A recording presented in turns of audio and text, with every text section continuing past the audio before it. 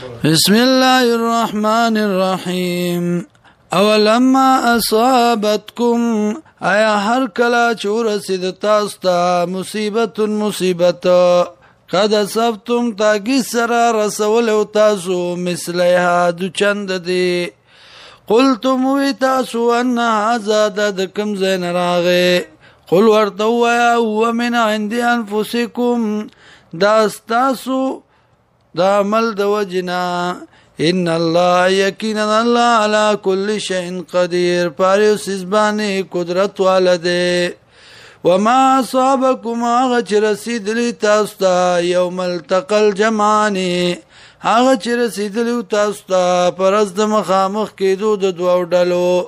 فباذن الله حکم د الله وليعلم المؤمنين او د پاره چې ښکار شي مؤمنان وليعلم الذين او د پاره چې ښکار شي هغه کسان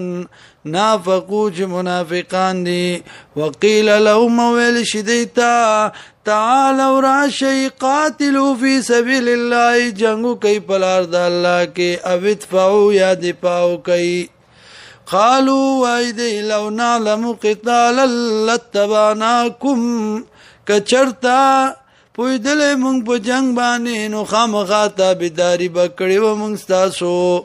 هم دیل الكفر کفر تا یوم ازن په دغه ورځ باندې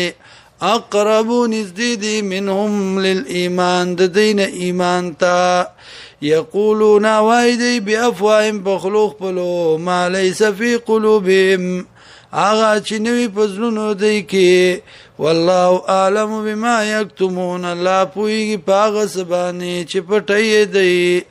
الذين كسان قالوا چوایل اخوانهم رونو خپلتا وقعدوا او ناس دی بخپلا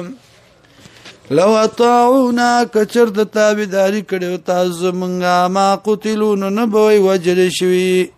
قل ورتوا يا فدروا عن انفسكم الموت لری کې د ځانونو خپلونه مرګ ان کنتم صادقین کچرته تاسو رښتینی ولا تعصبن الذين غمان مکوي هغه کسانو باندې قتلوا چې وجل شوی دي په سبيل الله پلار د الله کې اموات ابسمړ بل احیاء بلکې ژوند دي عند ربهم پنځ در خپل يرزقون رزق ورکول شي دیتا فرحين خوشالي حاصلې بما باغ سبانه آتاهم الله چور کړی دی د الله من فضله د فضل خپلنا